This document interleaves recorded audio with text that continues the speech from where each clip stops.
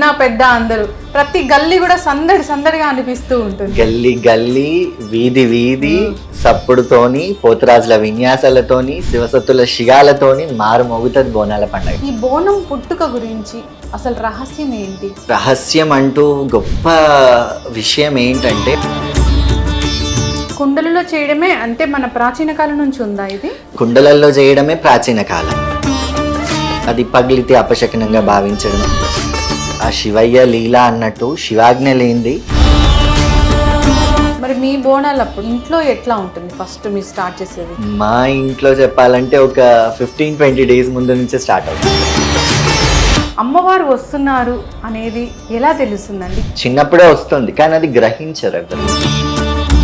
ఎట్లా ఉంటుంది ఆ అనుభూతి? ఆ అనుభవం అనేది అంటే అమ్మ ఎక్కువ పూజలు చేయడం వల్ల మీకు ఇలాంటిది వచ్చిందా? పురోహితులు 24 గంటలు అమ్మవారి దగ్గర కూడా ఉన్న వాళ్ళు ఉన్నారు. పోతురాజుల గురించి ఏం చెప్తారు? తను ఒక గార్డియన్ లాగా, ఒక కానీ మీలాంటి వాళ్ళందరికీ సరైన ఆదరణ లేదు. ఆ సీనియారిటీ ఉన్న వాళ్ళకి పంపిస్తున్నారు, మరి మిగతా వాళ్ళు శివశక్తులు కాదా?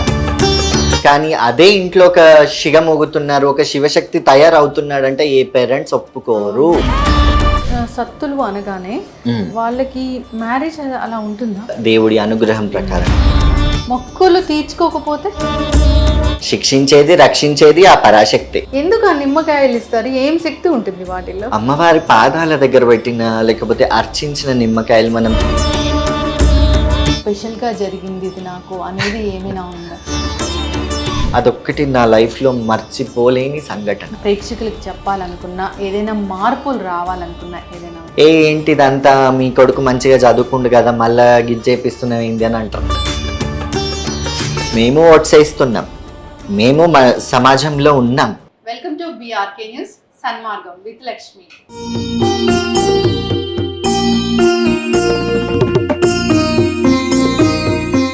ఆషాఢ మాసం వచ్చింది. అమ్మవారికి మనం ఎంతో ఇష్టంగా బోనం సమర్పిస్తూ ఉంటాము. ఈ బోనాల పండుగ అనేది హైదరాబాద్లో స్పెషల్గా జరుపుకుంటూ ఉంటాము. హైదరాబాద్, గోల్కొండ, సికింద్రాబాద్లో మనం దీన్ని ఎంతో ఉత్సవంగా చేసుకుంటూ ఉంటాము. బోనం అంటే అమ్మవారికి సమర్పించే, అమ్మవారికి ఆమోదంగా సమర్పించే భక్ష్యము అని అర్థం. అందరూ ఎంతో ఇష్టంగా పాల్గొంటూ ఉంటారు. అసలు బోనాల వెనుక ఉన్న అసలు కథ ఏంటి, చరిత్ర ఏంటి, బోనాల పండుగని ఏ విధంగా జరుపుకోవాలి, మనకు తెలియని విషయాలు తెలుసుకుందాం. ఈరోజు మనతో పాటు ఉన్నారు శివశక్తి విష్ణు శౌర్య గారు. నమస్కారం అండి. నమస్తే. ఎలా ఉన్నారు? బాగున్నాను, మీరెలా ఉన్నారు? అంటే ఈ ప్రపంచాన్ని కాపాడడానికి ఆ శివయ్య ఉన్నట్లు ఖచ్చితంగా ఇక్కడ ఏదేదో జరుగుతూ ఉంటుంది. ఆ నెగిటివ్ ఎనర్జీ నుంచి మమ్మల్ని కాపాడడానికి మీలాంటి వాళ్ళు ఉంటారనడంలో ఎలాంటి సందేహం లేదు. చిన్న వయసే అవును, కానీ అమ్మవారంటే అంత ప్రీతి. బోనాల పండుగ అంటే మీరు గుర్తొస్తూ ఉంటారు. బోనం, తొలి బోనం మీది ఎప్పుడు స్టార్ట్ అయిందండి అసలు? నా తొలి బోనం నా చిన్న ఏజ్లోనే స్టార్ట్ అయింది. చూడడం చిన్న ఏజ్లో, ఎత్తుకోవడం కూడా చిన్న ఏజ్ అనే చెప్పుకోవచ్చు. హార్డ్లీ నేను ఇంటర్లో ఉన్నప్పుడు ఫస్ట్ బోనం ఎత్తుకోవడం, అమ్మవారికి సమర్పించడం, పూనకం రావడం, ఇవన్నీ నా ఇంటర్ సెకండ్ ఇయర్లోనే జరిగినాయి. మీరన్న మాట ప్రకారంగా ఆ శివయ్య లీల అన్నట్టు శివాజ్ఞ లేనిది చీమైన చిట్టుకుమన్నదంట. అలాగే ఆ శివయ్య శక్తి రూపాలుగా మమ్మల్ని ఒక అమ్మవారి సేవకులుగా మమ్మల్ని ఎంచుకున్నందుకు ఎంతో సంతోషంగానే ఫీల్ అవుతాం. అవును, అంటే బోనం అంటే మన తెలంగాణ సంప్రదాయంగానే చూస్తూ ఉంటాము. ఈ బోనం పుట్టుక గురించి అసలు రహస్యం ఏంటి? రహస్యం అంటూ గొప్ప విషయం ఏంటంటే అమ్మవారికి మనకి ఏ విధంగా అయితే 365 రోజులు అన్నాన్ని ప్రసాదిస్తుందో అలాంటి ఒక అమ్మకి అన్నాన్ని పెట్టడమే ఈ బోనాల పండుగ. ఇది రహస్యం అంటూ ఏం లేదు. ఒక తల్లికి పిల్లలు పెట్టే నైవేద్యం. సాధారణంగా మనం ఎప్పుడు చూసుకున్నా కానీ తల్లే పిల్లలకి పెడతారు, కానీ ఇక్కడ పిల్లలు తల్లికి పెట్టడమే ఒక గొప్ప విషయం. అది ఈ ఆషాఢ మాసంలో చేయడం, కుండలల్లో కానివ్వండి, సర్వలల్లో కానివ్వండి, అది చాలా పవిత్రంగా అమ్మవారికి తీసుకెళ్ళి ఎక్కించడమే ఈ బోనాలు. కుండలలో చేయడమే అంటే మన ప్రాచీన కాలం నుంచి ఉందా ఇది? కుండలల్లో చేయడమే ప్రాచీన కాలం. తర్వాత ఆ కుండలన్నీ అలాగే ఉండిపోవడం, అవన్నీ జమ అవ్వడం, ఇలాంటి అన్నీ అది పగిలితే అపశకనంగా భావించడం, ఇలాంటివన్నీ ఉన్నాయి. కాబట్టి రాగి పాత్రలో కానివ్వండి, వెండి బంగారం వరకు వచ్చింది మన బంగారు తెలంగాణ. చాలా స్పెషల్. అంటే అంటే ఈ తెలంగాణకి ఇది ఒక కిరీటం లాగా ఉంటుంది ఈ బోనాల పండుగ అనేది. బోనాల పండగ, బతుకమ్మ పండగ తెలంగాణని రిప్రజెంట్ చేసే పండగ. అవును, ఎంత సంతోషంగా ఉంటుందో. చిన్న పెద్ద అందరూ, ప్రతి గల్లీ కూడా సందడి సందడిగా అనిపిస్తూ ఉంటుంది. గల్లీ గల్లీ, వీధి వీధి సప్పుడుతోని, పోతురాజుల విన్యాసాలతోని, శివసత్తుల శిగాలతోని మారు మోగుతుంది బోనాల పండగ. అవును. బోనం చేయాలి అనుకుంటే అసలు ఎట్లా స్టార్ట్ చేయాలి, ఏ రోజున స్టార్ట్ చేయాలి, దాంట్లో ఏమేమి ఉండాలి, అమ్మకి ఏ విధంగా సమర్పించాలి, ఎలాంటి నియమ నిష్టలు పాటించాలి? నియమ నిష్టలు అని అంటే ఏది ఉన్నా కానీ ముందుగా ఫస్ట్గా మనం చూసుకుంటే శుచి, శుభ్రత, పవిత్రమైన మనసు, అమ్మవారికి డెడికేటెడ్గా మనము భక్తితో అమ్మవారికి వండి ఒక్కొక్క ఏరియాలో ఒక్కొక్క వారం జరుగుతాయి బోనాలు. అంతటా ఒకే వారం జరగదు. ఇప్పుడు సిటీలో చూసుకుంటే ఆషాఢ మాసంలో జరుగుతుంది, పల్లెటూర్లలో శ్రావణ మాసం వరకు జరుగుతాయి. ఏ రోజు అయితే చేస్తారో ఆ రోజుకి 2 days ముందు నుంచే ఇళ్ళన్నీ క్లీన్ చేసుకోవడం, ఆర్భాటం, బంధువులంతా రావడం, చుట్టాలని పిలుచుకోవడం, పిండి వంటలు చేసుకోవడం, అదొక గ్యాదరింగ్, ఒక సోషల్ గ్యాదరింగ్ ఏర్పడుతుంది. తర్వాత బోనాల రోజు ఉదయమే స్నానం చేసుకొని ఇంట్లో దీపారాధన తర్వాత అమ్మవారికి పవిత్రంగా నోటికి బట్ట కట్టుకొని, అంటే మన నోటి మాట నుంచి వచ్చే తుప్పిర్లు కూడా అందులో నైవేద్యంలో పడకుండా అమ్మవారికి నైవేద్యం వండి సున్నం పెట్టి పరమాన్నం కానివ్వండి, పచ్చన్నం కానివ్వండి, పెరగన్నం కానివ్వండి, అమ్మవారికి పెట్టే నైవేద్యాలు అది వండుకొని అమ్మవారికి పవిత్రమైన పాత్రలో మనం అలంకరించుకొని అందులో నైవేద్యం పెట్టి తీసుకెళ్తాం. అది బోనాలు. ఎస్. సో ఏ పాత్ర అయినా మీరు అన్నట్లు. అవును, సాధారణంగా స్టీల్ అయితే ఎవరు వాడరు, చాలా తక్కువ. స్టీల్ అయితే కొంచెం నిషేధించాలి, ఎందుకంటే మనం దైవతారాధనకి ఎక్కువగా వాడేది రాగి, కంచు, బ్రాస్, ఇవే వాడతాం. ఇత్తడి, ఈ 3 వాడతారు ఎక్కువ మటుకి. ఇవే వాడాలి మాక్సిమం వరకు. మరి మీ బోనాలు అప్పుడు మీరు స్టార్ట్ చేస్తున్నప్పుడు ఇంట్లో ఎట్లా ఉంటుంది ఫస్ట్ మీరు స్టార్ట్ చేసేది? మా ఇంట్లో చెప్పాలంటే ఒక 15-20 days ముందు నుంచే స్టార్ట్ అవుతుంది. ఎందుకంటే వాటికి అన్ని షెడ్యూల్ చేసుకోవడం, ఎక్కడెక్కడ బోనాలు ఉన్నాయి, మేము ఎక్కడికి వెళ్ళాలి, ఇంట్లో ఎప్పుడు చేసుకోవాలి, అమావాస్య రోజు ఎటువంటి పూజ చేయాలి, అమ్మవారికి ఏ విధంగా వడి బియ్యం పోసుకోవాలి, మేము ఏ విధంగా అలంకరణ అవ్వాలి, ఇలాంటివన్నీ ఆలోచించుకొని ఇల్లంతా, మాకు శివశక్తులకు ఉండే అతి పెద్ద పండగ బోనాల పండగ. అన్ని పండగలు చేసుకుంటాం, అన్నిట్లో పార్టిసిపేట్ చేస్తాం, కానీ బోనాలు అంటేనే మాకు ఎక్కువ ప్రాముఖ్యత కాబట్టి ఇల్లంతా క్లీన్ చేసుకోవడం, బంధువులందరికీ చెప్పుకోవడం, ఇంకా అన్ని ఎక్కువ నియమాలు మాకు ఉంటాయి కాబట్టి అవన్నీ ముందు నుంచి ఫాలో అప్ అవుతుంటాం. ఓకే. గోల్కొండ, సికింద్రాబాద్, లాల్ దర్వాజా ఈ 3 చోట్లకి వెళ్తారు? వెళ్తాను. ఓకే. సో బల్కంపేట్కి కూడా వెళ్తాం. బల్కంపేట సికింద్రాబాద్ బోనాల్లోకి వస్తుందా? లేదు, సికింద్రాబాద్ బోనాలు అనేది ఆషాఢ మాసంలో 3వ వారం జరుగుతుంది, 3వ ఆదివారం. బల్కంపేట ఎల్లమ్మ కళ్యాణం వచ్చేసి ఆషాఢ మాసంలో మొదటి మంగళవారం అమ్మవారికి కళ్యాణం జరుగుతుంది. ఆ రోజు సాయంత్రం బోనాలు, బుధవారం నెక్స్ట్ డే వచ్చేసి అమ్మవారి ఊరేగింపు రథం జరుగుతుంది అనమాట అమ్మవారికి. అదొక్కటి బల్కంపేటలోనే ఉంది. ఇప్పుడు ఏ టెంపుల్లో బోనాలైనా అమ్మవారి కళ్యాణాలు లేవు, బల్కంపేటలో ఒక్కటి మాత్రం కళ్యాణము ఉంది, రథం కూడా ఉంది. అదొక్క బల్కంపేటకు ఉన్న గొప్ప విషయం. అయితే బోనం సమర్పించడానికి మన దగ్గరున్న అమ్మవారి టెంపుల్కి ఎక్కడైనా వెళ్ళొచ్చు, గ్రామ దేవతల ఆలయాలకి ఎక్కడైనా చేయొచ్చు. సాయంత్రం పూటనే, సాయంత్రం అని ఒకప్పుడు ఉండేది. ఒకప్పుడు ఏంటంటే ఉదయం అంతా ఉపవాసం ఉండి సాయంత్రం బోనాలు తీసుకెళ్లేవాళ్ళు, లేకపోతే మార్నింగ్ జంతు బలులు ఇచ్చి అవి వండుకొని తిని తాగి పోషమ్మ బోనం ఎత్తుకునేవాళ్ళు. ఒక్కొక్క ఊరి ప్రాంతం బట్టి ఉంటుంది. కానీ ఇప్పుడు ఏంటంటే ఇప్పుడు రెడీ అయ్యామా, బోనం చేసుకొని వెళ్ళి వచ్చేద్దాం. ఎందుకంటే పబ్లిక్ దృష్టిలో కానివ్వండి, ఇప్పుడు పబ్లిక్ ఎక్కువైపోతే దర్శనాలకి క్యూ లైన్ల ఇబ్బంది ఉంటుంది. ఇలాంటి అన్ని ఇబ్బందులు, మళ్ళీ ఫాస్టింగ్స్ ఎవరు ఉండలేకపోతున్నారు. మెయిన్ రీజన్ అందరూ పేషెంట్స్ అయిపోతున్నారు కదా. ఇవన్నీ దృష్టిలో పెట్టుకొని అమ్మవారికి పవిత్రంగా ఉదయమే నైవేద్యం పెట్టుకొని వచ్చేస్తున్నారు. ఉదయం నైవేద్యం పెట్టుకొని ఎవరు వచ్చేసి ఇంట్లో ఇంకా వాళ్ళు గ్యాదర్ అయ్యి అన్ని తినడం, పిండి వంటలు చేసుకోవడం, ఇలాంటివన్నీ జరుగుతుంటాయి. ఇక్కడ జంతు బలులు అనేది అసలు ఉండదు కదా? ఉంటుంది, ఇప్పుడు సిటీలో నిర్మూలించారు. ఇంట్లో జంతు బలులు చేసుకుంటారు. ఇంట్లో బోనం ముందు, బోనం చేసిన తర్వాత బోనం ముందు కోస్తారు కొంతమంది, యాట కోస్తారు, కోడ్లు కోస్తుంటారు. కోసి బోనాన్ని తీసుకెళ్ళి వచ్చే వరకు అది క్లీనింగ్ అయిపోతుంది అనమాట. ఇంకా వచ్చి అది కుక్ చేసుకుంటారు. వచ్చేసరికి ఆ ప్లేస్ అంతా క్లీన్ అయిపోతుంది. అది మేక కోస్తారు కదా, యాట కోస్తారు కదా, అదంతా క్లీన్ చేసిస్తారు అనమాట. పీసెస్ గా చేస్తారు. ఇంకా వచ్చిన తర్వాత వండుకొని తింటారు. అట్లా ఈ బోనాల పండుగ అవుతుంటే అబ్బా మమ్మల్ని ఏదో ప్రొటెక్ట్ చేయడానికి అమ్మవారు వచ్చారు అన్న ఫీలింగ్ మా అందరికి టీవీలో చూసిన మా అందరికీ ఉంటుంది. అక్కడ శివసత్తులు ఆడే ఆట కానీ వాళ్ళు ఇచ్చే పలుకులు కానీ వాక్కులు కానీ ఒక ధైర్యాన్ని ఇస్తూ ఉంటాయి. అంటే మీ వరకు చూస్తే పర్టికులర్గా అమ్మవారు వస్తున్నారు అనేది ఎలా తెలుస్తుందండి? అసలు ఏ ఏజ్ నుంచి స్టార్ట్ అయింది మీకు? నాకు చిన్నప్పుడు ఎవరికైనా అది ఆడవాళ్ళకి కానివ్వండి, మగవాళ్ళకి కానివ్వండి, దేవుడు చిన్నప్పుడే దృష్టి పెడతాడనమాట. చిన్నప్పుడే వస్తుంది కానీ అది గ్రహించరు ఎవరు.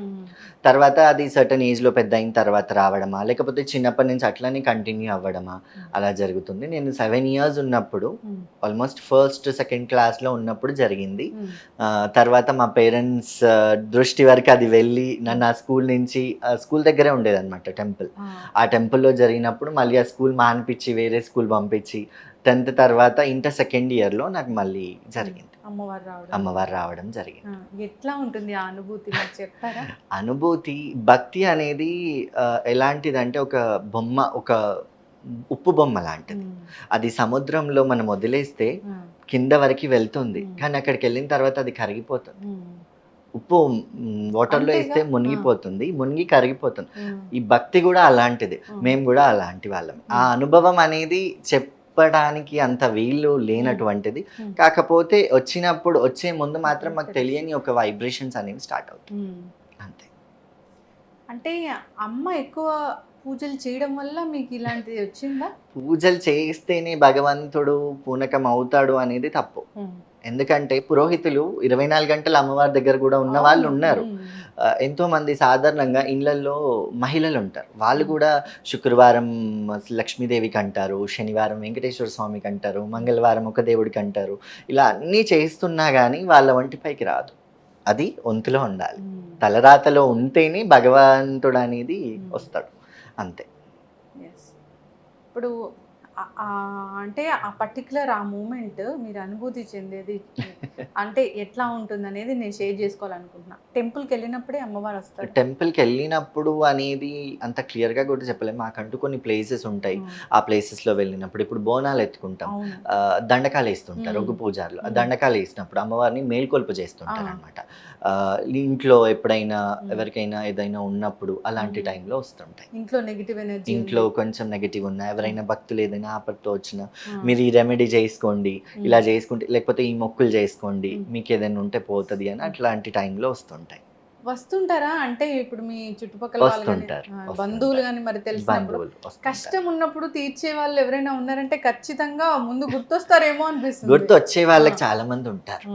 మీరు అన్నట్టుగా ఆపద వచ్చినప్పుడు అమ్మ అని పిలుస్తాం కదా, ఆ పిలుపుతో అమ్మవారి దగ్గరికి వచ్చే వాళ్ళు చాలా మంది ఉంటారు. ఆ టైంలో మేము వాళ్ళకి కొన్ని రెమెడీస్ చెప్పడం, ఈ పూజ చేసుకోండి, అక్కడ టెంపుల్కి వెళ్ళండి, ఈ మొక్కులు చెల్లించుకోండి, లేకపోతే అక్కడ వెళ్ళి నిద్ర చేసి రండి, ఇలాంటి రెమెడీస్ చెప్తూ ఉంటాం. చాలా కలిసి రావట్లేదు, కష్టం ఉంది అని చెప్తూ ఉంటారు. ఆ పలానా ఆలయానికి వెళ్ళి ఈ పూజ చేయించుకోండి, లేకపోతే ఇక్కడ బోనాలు చేయండి, అమ్మవారికి ఈ విధంగా పోతురాజులను ఆడించండి, ఇలాంటివి చెప్తూ ఉంటాం. అంటే బోనాల పండగ మనం మాట్లాడుకుంటే విష్ణు గారు అసలు ఎంత కలర్ఫుల్గా ఉంటుందో ఆ డ్రెస్సెస్ కానీ, అంటే మనం కూడా అలంకరణ విధానం కానీ, అలా అలంకరించుకోవాలి అనేది ఏమైనా ఉందా? మన ఇష్టం కొద్దిగా అలంకరించుకోవడం అనేది ఒక ట్రెడిషనల్ అపియరెన్స్ అయితే ఉండాలి. అలా అని మనం వెస్టర్న్గా అయితే చేయలేము. ట్రెడిషనల్గా వెళ్తే అదే కలర్ఫుల్. ట్రెడిషనలే కలర్ఫుల్ యాక్చువల్లీ చెప్పాలంటే కంపేర్ టు వెస్టర్న్. మన పూర్వీకుల నుంచి వచ్చిన బట్టలు మన అందరివి, మన తెలుగు వాళ్ళ బట్టలన్నీ తెలుగుతనాన్ని ఉక్కిపరుస్తూ మనల్ని, మన వంటిని, మన ఆరోగ్యాన్ని అన్ని విధాలా కాపాడుతూ ఆడవాళ్ళ ఔన్నత్యాన్ని, గొప్పతనాన్ని తెలియబరుస్తుంది మన తెలుగు బట్టలు. అట్లాంటి తెలుగు బట్టలు వేసుకున్నప్పుడు ఆ కలర్ఫుల్నెస్ ఉంటుంది అంతే. అట్లా ఉండాలి కూడా ఉంటుంది. ఎస్. సో అయితే అక్కడ పోతురాజులు ఉంటారు, చాలా మనం ఆకర్షణీయంగా చిన్నపిల్లలు కూడా వాళ్ళని చూసి భక్తి పార్వజులు మునిగిపోతూ ఉంటారు. పోతురాజుల గురించి ఏం చెప్తారు? ఇక్కడ పోతురాజు అని అంటే సాధారణంగా ఎవరైనా ఇప్పుడు ఇంట్లో ఆడవాళ్ళు వెళ్ళేప్పుడు ఎవరినైనా తోడు తీసుకెళ్ళమని అంటాం. పెళ్లి కానీ మహిళలు కానీ ఆడపిల్లలు ఎవరైనా వెళ్తుంటే అన్నని ఎంట తీసుకోవో తమ్ముడిని ఎంట తీసుకోవో అని చెప్తుంటారు. అలానే ఈ శివశక్తులకు కానివ్వండి, ఈ అమ్మవారి పండగలకు కానివ్వండి, తను ఒక గార్డియన్ లాగా, ఒక కావలి ఉండే పోతురాజు లాగా తను ఉంటాడనమాట. అమ్మవార్లకి తమ్ముడు పోతురాజు. అమ్మవారికి వచ్చే నైవేద్యం పవిత్రంగా రావడానికి పోతురాజు కావలుండి మమ్మల్ని నడిపిస్తూ తను నడుస్తాడు. అతనే పోతురాజు. సో అయితే అక్కడ పచ్చి కుండ మీద నిలబడడం అనేది కూడా మనం చూస్తూ ఉంటాము. అది ఎట్లా సాధ్యం అండి అసలు? అది శక్తి, అమ్మవారి శక్తి అంతే. పచ్చికొండ మీద నిలబడి కూర్చొని చెప్పేది భవిష్యవాణి రంగం. ప్రపంచమంతా ఎదురు చూస్తుంది రంగం భవిష్యవాణి కోసం. తెలంగాణలో చాలా చాలా అతిగా పేరు పొందింది రంగం. అక్కడ ఏం చెప్తా జరుగుతుంది అంతే. అక్కడ అడిగే ప్రశ్నలు సాధారణంగా ప్రకృతి గురించి, రాష్ట్ర సుభిక్షత గురించి మాత్రమే అడుగుతారు. అదే రంగం. కానీ మీలాంటి వాళ్ళందరికీ సరైన ఆదరణ లేదు అనేది చాలా వినిపిస్తుంది. అవును, అవును. సో ఎలాంటి ఆదరణ కావాలి అసలు? ఏముంటే ఇంకా మనం ఇంకా మాకు అంటే ప్రభుత్వం నుంచి అంటున్నారా, ఇంటి వాళ్ళ నుంచి? ప్రభుత్వం నుంచి ఫస్ట్ నా దృష్టి వరకు వస్తే మాత్రం ఇంటి నుంచి ఆదరణ ప్రతి శివశక్తికి ఉండాలి. ఇంటి నుంచి ఇల్లు గెలిస్తేనే కదా రచ్చ గెలవచ్చు. ఇప్పుడు మనం వెళ్తున్నామంటే మమ్మీ కానీ డాడీ కానీ అన్నయ్యలు కానీ ఎవరైనా తోడు ఉంటేనే బయట వెళ్ళి మనం మాట్లాడడానికి ఉంటుంది, బయట వెళ్ళి ఏదైనా చేయడానికి ఉంటుంది. ఇంకా ప్రభుత్వం ఆదరణ విషయానికి వస్తే మేము ఎటువంటి పూలు జల్లించుకోవడానికి కానివ్వండి, ఎటువంటి రెడ్ కార్పెట్స్, గ్రీన్ కార్పెట్స్ మేము ఎటువంటివి కోరుకోవట్లేదు. మేము కేవలం కోరుకునేది అమ్మవారి దర్శనం. మా బోనం వచ్చినప్పుడు మమ్మల్ని ఆపకుండా పంపడం అంతే. మేము సంవత్సరం మొత్తం మా జీవితాన్ని అమ్మవారికి అంకితం చేసాం అన్నప్పుడు అటువంటి అమ్మవారిని చూడడానికి అఫ్కోర్స్ మేము సాధారణమైన మనుషులమే. మేమేమి దేవుడు వస్తుండే కదా అని మాకేం గొప్ప కిరీటాలు పెట్టమని మేము అడగట్లేదు. కాకపోతే మేము వచ్చినప్పుడు ఎంతో బరువులతోని, ఒక పొద్దులతోని మేము వస్తాం. అమ్మవారి ముందుకు రాగానే, అమ్మవారిని చూడంగానే మేము ఆడిన కాళ్ళ నొప్పులు కానివ్వండి, చేతు నొప్పులు కానివ్వండి, కొంతమంది అగ్గి మీద కూడా నడుస్తూ వెళ్తారు. అలా వెళ్ళిన కాలిన ఏమున్నా అమ్మవారిని చూడంగానే మాకు ఒక సంతోషం. ఆ సంతోషం కోసమే మేము సంవత్సరం అంతా ఎదురు చూస్తూ ఉంటాం. సాధారణ టైంలో వెళ్తుంటాం, మేము ఆలయానికి వెళ్తుంటాం, మీరు అన్నట్టు సికింద్రాబాద్కి వెళ్తాం, బల్కంపేట్కి వెళ్తాం. కానీ బోనాల పండగ రోజు అమ్మవారిని మేము మా వేషధారణలో వెళ్తాం.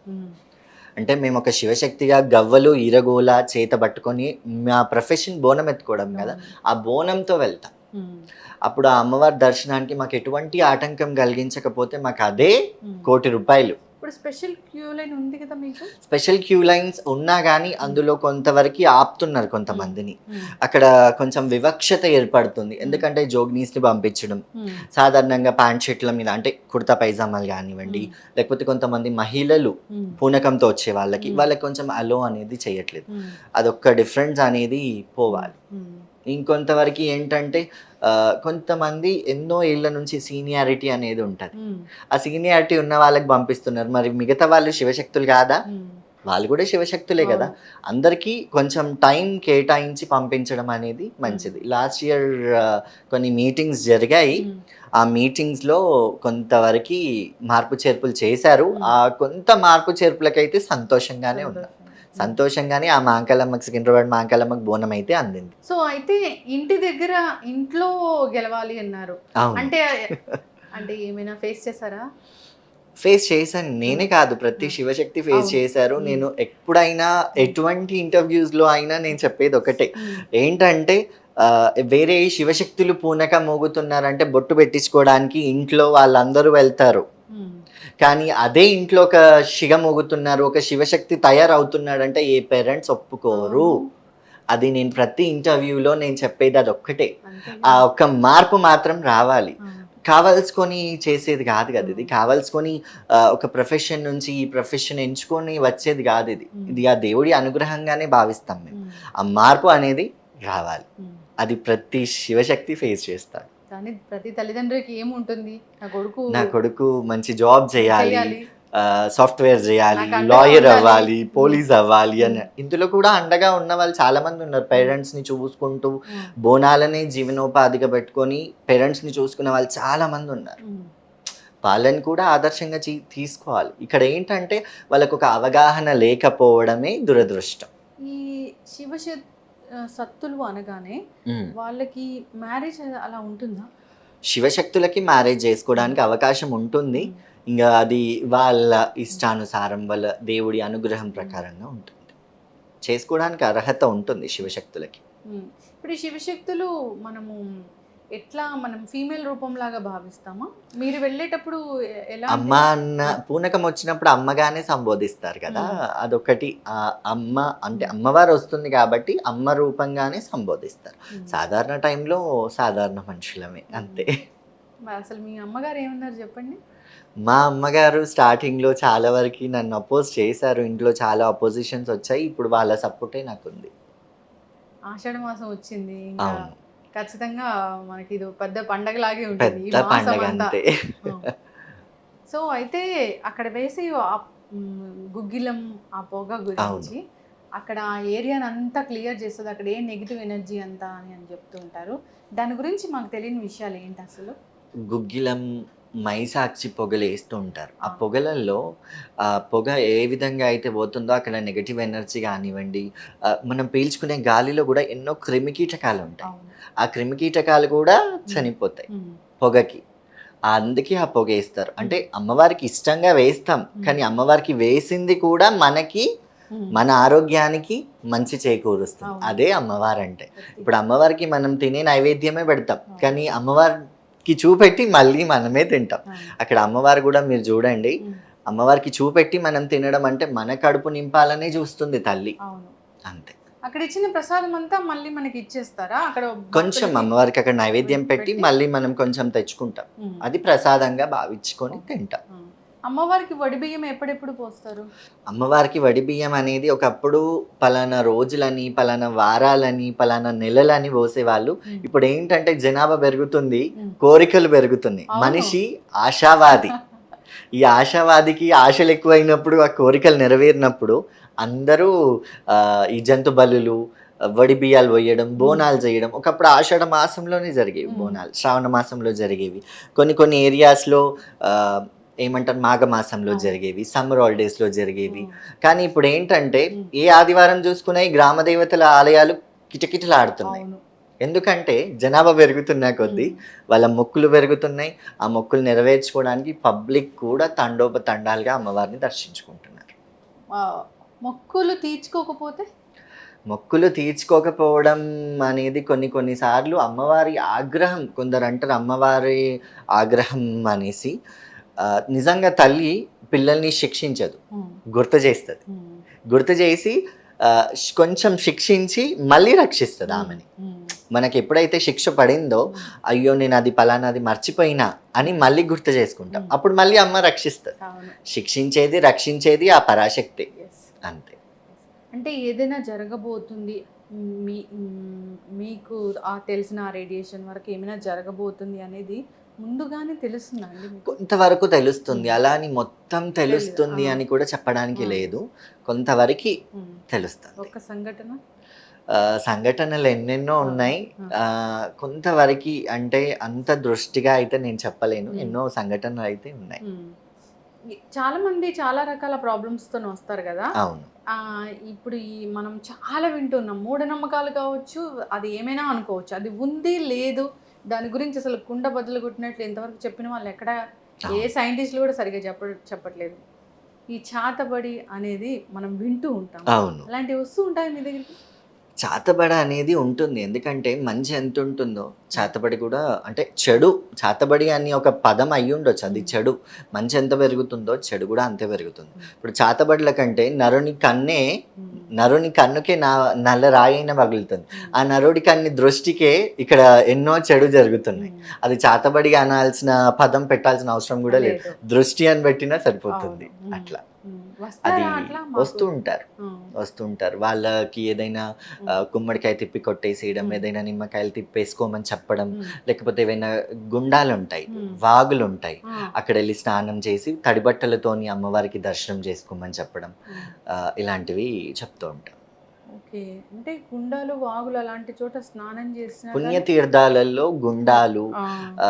పుష్కరిణి అని అంటారు అవును. కదా! అవును. అలాంటి వాటిల్లో స్నానం చేస్తే ఎంతో పుణ్యాలుంటాయి. హ్మ్. కొన్ని కొన్ని ఆలయాలలో ఆ పుష్కరిణి ఏరియాస్‌లో గుండంలో గానివ్వండి, హ్మ్. వాగులల్లో గానివ్వండి, హ్మ్. అర్ధరాత్రి అంటే వేకువజామున హ్మ్. భగవత టైం ఇది అవును. ఉంటది హ్మ్. ప్రాతకాలం. హ్మ్. ఆ కాలంలో భగవంతుళ్ళే వచ్చి అక్కడ స్నానమాచరించి దేవుడిని పూజిస్తారు అనేది ఒక కథనాలు ఎన్నో ఆలయాలకున్నాయి. అవును. అటువంటి వాటిల్లో భగవంతుడు స్నానం చేసిన తర్వాత మనం చేయడం అనేది కొన్ని పాపాలు పోతాయని అనుకుంటాం. హ్మ్. ఇప్పుడు కుంభమేళా జరిగింది. అవును. అలాంటిది ఒక చిన్న ఎగ్జాంపుల్. హ్మ్. అక్కడ కుంభమేళాలో స్నానం చేస్తే ఏంటి? ఏవైనా పాపాలుంటే పోతాయి. లేకపోతే మన పూర్వీకులకి పుణ్యం దక్కుతుంది. హ్మ్. లేకపోతే వాళ్ళకి నరకం నుంచి విముక్తి దొరుకుతుంది అని అక్కడ కుంభమేళాలో స్నానాలు చేయడం, హ్మ్. పితృకార్యాలు ఏవైనా చేయడం ఇలాంటివన్నీ చేశారనమాట. హ్మ్. ఎందుకంటే అక్కడ సాధువులు, సన్యాసులు అవును. స్నానం ఆచరిస్తారు. మనకంటే పవిత్రంగా వాళ్ళుంటారు. హ్మ్. వాళ్ళు ఆచరించిన తర్వాత మనం ఆచరిస్తే హ్మ్. మనకు కొంతపాటి పుణ్యమైనా లభిస్తుంది. అవును. కొన్ని చేసుకున్న పాపాలైనా పోతాయి హ్మ్. అనేది మన నమ్మకం. హ్మ్. ఇప్పుడు గోల్కొండ బోనాలు ఎప్పుడండి?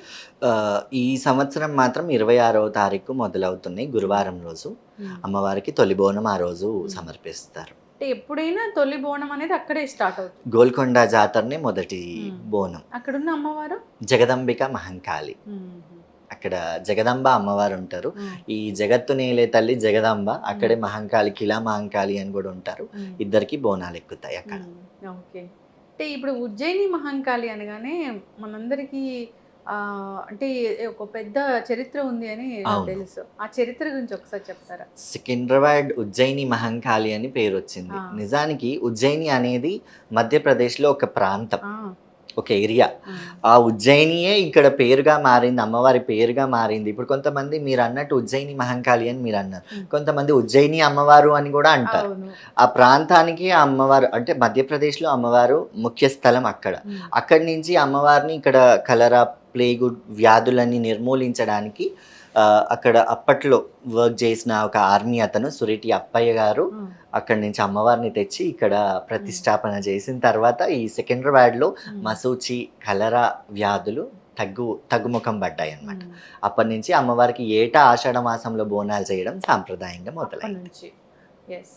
అక్కడ వెళ్తే నిమ్మకాయలిస్తారు మనకి. అవును. ఎందుకు ఆ నిమ్మకాయలిస్తారు? ఏం శక్తి ఉంటుంది వాటిల్లో? అమ్మవారి పాదాల దగ్గర పెట్టిన, లేకపోతే అర్చించిన నిమ్మకాయలు మనం తెచ్చుకున్నా, మన దగ్గర ఏదైనా చెడు ఉన్నా అది పోతుంది.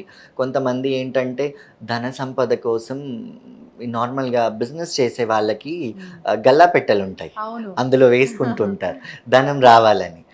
సాధారణంగా బిజినెస్ లేని వాళ్ళు ఆరోగ్యం కోసం యూజ్ చేస్తుంటారు. హ్మ్. కొంతమంది దేవుడి దగ్గర పెడతారు. కొంతమంది ఇంటి గుమ్మానికి కడతారు. హ్మ్. ఇలా ఒక్కొక్కరు ఒక్కొక్క విధంగా యూజ్ చేసుకుంటారు. హ్మ్. ఏంటంటే అదొక ప్రసాదం లాగా మనం స్వీకరిస్తాం. అమ్మవారికి నిమ్మకాయల దండ కూడా సమర్పిస్తూ ఉంటాం. సమర్పిస్తారు. అమ్మవారికి నిమ్మకాయ దండలంటే ఇష్టమంట. హ్మ్. అందుకే సమర్పిస్తూ ఉంటాం. హ్మ్. ఈ బోనంతో పాటు ఇంకేమేమి తీసుకెళ్ళాలి అమ్మ దగ్గరికి? బోనంతో పాటు వడి బియ్యం తీసుకెళ్తూ ఉంటారు. హ్మ్. తొట్టెలు తీసుకెళ్తుంటారు. ఆ! శాక తీసుకుపోతారు. ఆ! ముఖ్యంగా ఆ! బోనాలు చెయ్యని వాళ్ళు కూడా ఆ! శాక ఆ! తీసుకెళ్తుంటారనమాట. ఏంటంటే పువ్వు దగ్గర పత్రి, పత్రి దగ్గర శాక ఓకే. అనేది ఒక ఉంది కదా! మనకి సామెత. అవును. ఆ విధంగా అంత స్తోమత లేని వాళ్ళు ఆ! కొంతమంది ఆచారం లేదంటుంటారు. అవును. మాకు వంతెన లేదు, ఆచారం లేదు, అచ్చి రాదు, అయి రాదు అని అంటుంటారు. అట్లాంటి టైంలో ఏంటంటే శాకనన్నా పోసొస్తారు. ఒక హ్మ్. తాజా హ్మ్. వాటర్ తీసుకొని చెంబులో గానీ, సర్వలో గానీ హ్మ్. తీసుకొని వేప కొమ్మలు వేసుకొని హ్మ్. అమ్మవారికి తలపై పెట్టుకొని అక్కడ అమ్మవారి పాదాల దగ్గర శాక పోస్తారు. హ్మ్. మనకి ఆచారం నీళ్ళారేయడం ఉండాలి అంటారు. అనేది గూడా ఉంటుందా? ఆచారం కొంతమంది పాటిస్తుంటారు. యాక్చువల్లీ అమ్మవారికి అన్నం పెట్టడంలో ఆచారం ఆచారమే. అనేదేం ఆ! లేదు. కాకపోతే అది ఎందుకొస్తుందంటే పైసా పుట్టుబడి ఉండేది కాదు ఒక ఆ! టైంలో. ఆ! ఇప్పుడంటే అందరూ చేస్తున్నారు గానీ, ఒకప్పుడు నానమ్మ, తాతల వయసులో హ్మ్. పైసా పుట్టుబడి ఉండేది కాదు. లేకపోతే ఒకసారి బోనం చేసినప్పుడు ఏదైనా అపశకునం జరగడం, జరిగితే. హ్మ్. ఏదైనా ఆటంకాలు జరగడం, హ్మ్. ఇలాంటివి జరిగినప్పుడు వాళ్ళు ఆపేస్తారు. హ్మ్. అదే ట్రెడిషన్ అట్లానే ఫాలో అవుతుంటారు. హ్మ్. కానీ అది ఎప్పుడూ అలా జరగదు కదా! హ్మ్. అంతే. అంటే విష్ణు గారు, హ్మ్. మీరు అక్కడ టెంపుల్‌కెళ్ళినప్పుడు, అవును. పౌనకాలొచ్చినప్పుడు నార్మల్‌గా మాట్లాడకుండా ఒక స్లాంగ్‌లో మాట్లాడతారు. అది కూడా ఏడుపొస్తుంది ఎందుకు? తల్లికి బాధ చెప్పుకునేప్పుడు ఎవరైనా ఏడుస్తారు కదా! ఆ! అంతే. ఇప్పుడు సాధారణంగా మనం రంగం భవిష్యవాణిలో కూడా అమ్మవారిని, అమ్మ మేము ఎలా ఉండబోతున్నాం, మాకు వర్షాలు పడతాయా, మాకు పాడి పంట మంచిగా ఉంటుందా అని అడుగుతాం. లేకపోతే నీకు ఏమైనా పూజలు తక్కువయ్యాయా, ఏమైనా పూజలు చేయమంటావా, ఇట్లాంటివి అడుగుతారు. అంటే మనం అమ్మవారి ముందు చాలా చిన్న, అంటే మన మంచి, అంటే అమ్మ మాకు ప్రాణభిక్ష పెట్టు, లేకపోతే మాకు అన్నం పెట్టు, మాకు సకాలంలో వర్షాలు కురిపించు అని మనం వేడుకుంటున్నాం. అంటే ప్లీజింగ్గా అడుగుతాం కదా, ఆ ప్లీజింగ్ అనేది మనసులో నుంచి ఆటోమేటిక్గా వస్తుంది. అది అందుకే ఆ ప్లీజింగ్, ఆ ప్రేమ అనేది కళ్ళల్లో ఆనంద బాష్పాలుగా కానివ్వండి, బాధగా కానివ్వండి, ఆ విధంగా కన్నీటి రూపంగా వస్తుంది. మీ తోడుగా ఎవరు వస్తారు బోనం అప్పుడు? అంటే మమ్మీ, డాడీ నాతో ఉండేవాళ్ళు. అంత శక్తిని ఎలా ఆపాలి కదా? ఆపడానికి ఇంకా మన, అంటే చుట్టూ వాతావరణం చూసుకొని కూడా అమ్మవారు కూడా మెదలాలి కదా. అంటే ఇప్పుడు ఒకరికి ఇబ్బంది కలిగించేది అమ్మవారు అవుతుందా? ఎవరికి ఇబ్బంది కాకుండానే వెళ్తాం. ఆ పెద్ద పెద్ద డప్పు చప్పుళ్ళకి అమ్మవారు ఎంత సంతోషిస్తారో, పరవశిస్తారో కదా. అంటే అమ్మవారి కంటే ముందుగా ఇంటికి ముందు అయ్యే, అంటే ఈ బోనాల పండగ రోజు ముందు జరిగే కార్యక్రమం, ఉదయాన్నే జరిగే కార్యక్రమం ఇంటికి తోరణం. ఆ వేప తోరణం కడుతూనే, ఆ వేప తోరణం కడుతుంటేనే మా లోపల ఒక హ్యాపీ వైబ్ అనేది అక్కడ స్టార్ట్ అవుతుంది మాకు. ఆ వేప, అంటే వేపాకు, మా ఇంటికి వేపాకు, అరే అదొక చూడంగానే అదొక సంతోషం అక్కడ మొదలవుతుంది. ఇంకా అందులో అమ్మవారి బోనం తీసుకెళ్ళే ఇప్పుడు ఇంకా వెళ్ళి అక్కడ అమ్మవారి దర్శనం తర్వాత ఇంకా మా సంతోషానికి హద్దులు ఉండవు. 12 ఏళ్ళ నుంచి బోనాలు సమర్పిస్తూ ఉన్నారు. ఎంతో శక్తి ఉండి ఉంటుంది. అంటే అందరికీ అమ్మవారు రారు. అవును. ప్రత్యేకంగా ఆవిడ సెలెక్ట్ చేసుకుంటేనే అలా వస్తారు.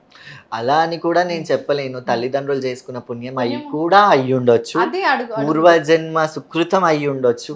ఇంకా అది అమ్మ ఎలా వస్తుందో ఆమె అనుగ్రహం అంతే. అంటే తాతల తరాల నుంచి అలా కూడా జరుగుతుంది. ఉందా మీ ఇంట్లో? మా ఇంట్లో అయితే నానమ్మ వాళ్ళ ఇంట్లో లేదు, అమ్మమ్మకు ఉండేది. అమ్మమ్మకి నరసింహస్వామి వచ్చేవారు.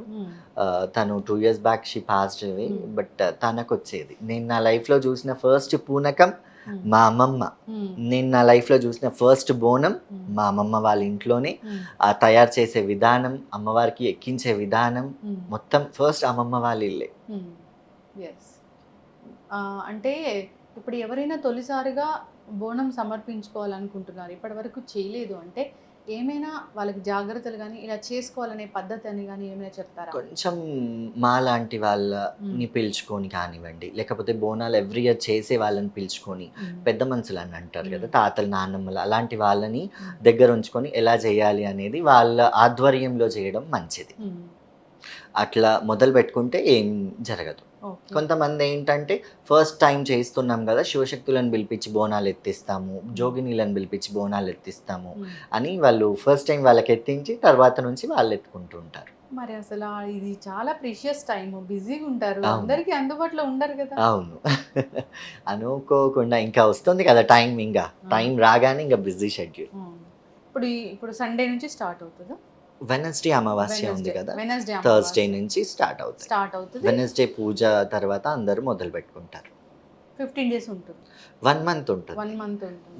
ఇంకా చెప్పాలంటే 2 months కూడా ఉంటుంది. శ్రావణ మాసంలో కూడా జరుగుతాయి బోనాలు. అవును.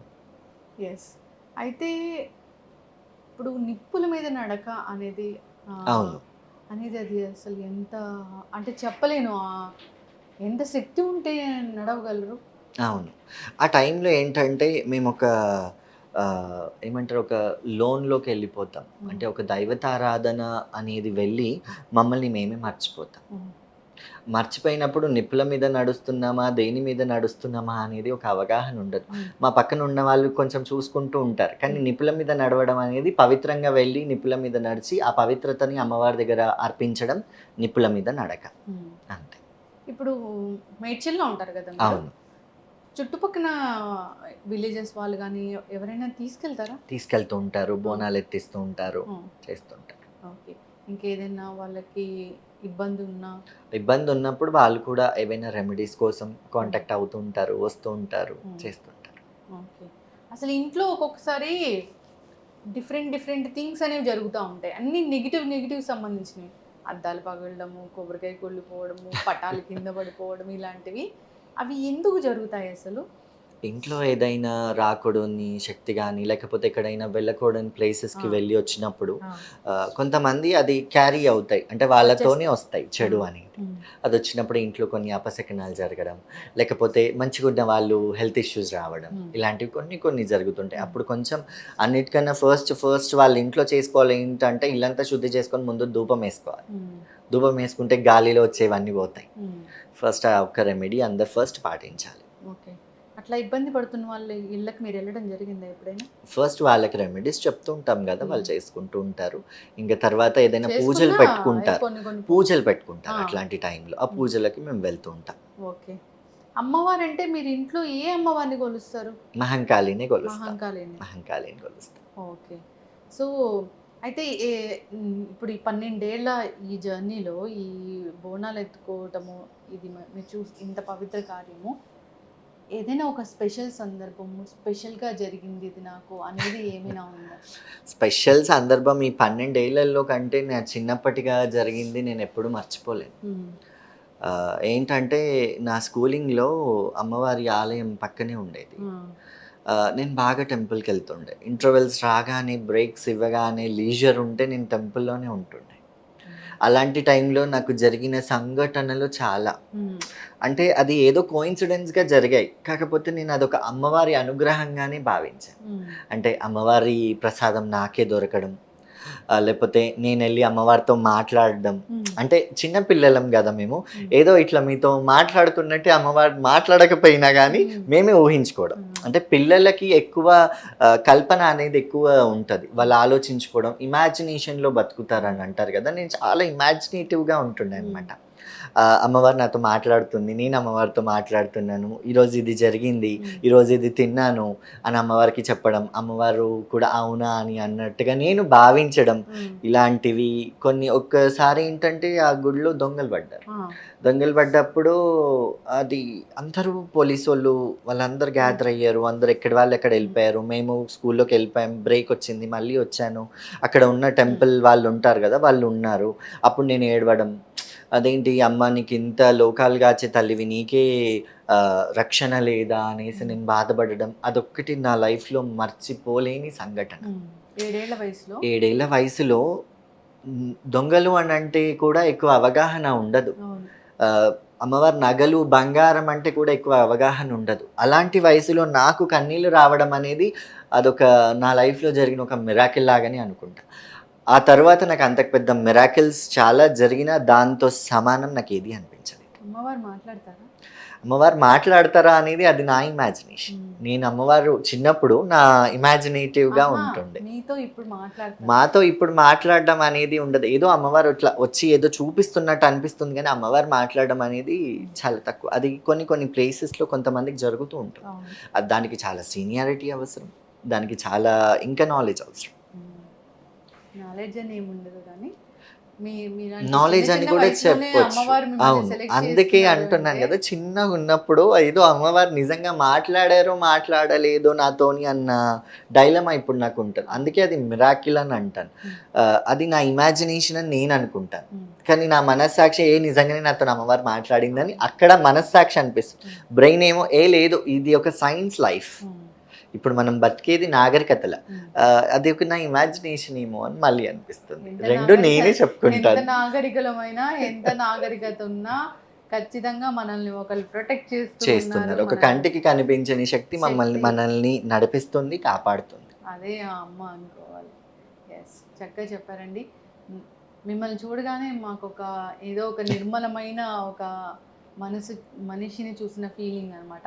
అంటే ఇప్పటి వరకు చూస్తూ ఉంటాం అదంతా కమర్షియల్ వరల్డ్ లాగా ఉంటుంది. సో ఆ అమ్మవారిని చూస్తున్నట్లే అనిపించింది థ్యాంక్ నాకు. యూ. మీరు ఇలాంటి బోనాలు ఎన్నో జరుపుకోవాలి, ఎందరికో సహాయం చేయాలి. అంతేకాదు ఈసారి మీరు బోనాలు చేస్తున్నప్పుడు మేము ఖచ్చితంగా లైవ్ కవరేజ్ తప్పకుండా. అనేది ఇస్తాము. ఎప్పుడు మీతో ఉంటాము. ఇంకా ఏమైనా మీరు ఈ సందర్భంగా ప్రేక్షకులకి చెప్పాలనుకున్నా, ఏదైనా మార్పులు రావాలనుకున్నా ఏదైనా ఉంటే? మార్పులంటే నేను ప్రభుత్వం నుంచి రావాలన్న మార్పు ఒక్కటే ఎప్పటికీ అవసరం. ఇంట్లో కూడా మార్పు అంటే తల్లిదండ్రులకు ఒక మార్పు రావాలి. బంధువులలో కూడా ఏంటి ఇదంతా మీ కొడుకు మంచిగా చదువుకుండు కదా! మళ్ళా గిది చేపిస్తున్నావు ఏంది అని అంటారు. తెలంగాణ భాషలా? సెలెక్ట్ చేసుకుంటారు కదా ఆవిడ. అది వాళ్ళకి అర్థం అవ్వదు. ఇప్పుడు తల్లిదండ్రులు ఏంటంటే మనం ఎంత బాధపడ్డా వాళ్ళు మనతో నిలబడతారు. అవును. నాకు ఇదే ఇష్టం, నాకు ఈ కోర్సే ఇష్టం అంటే, సరే నీకు ఇష్టం కదా కానీలే అని ఎంత డబ్బులు లేకపోయినా అప్పో సొప్పో చేసి కడతారు. ఇక్కడ ఈ ప్రొఫెషన్ ఈ శివశక్తులుగా జరిగినప్పుడు కూడా పేరెంట్స్ సరే కానీలే, నా కొడుకు ఇష్టం కంటే నాకేముంది, నా కూతురు ఇష్టం కంటే నాకేముంది, వాళ్ళ గురించే కదా నేను బ్రతికేది అని అనుకునే తల్లిదండ్రులు చాలా మంది ఉన్నారు.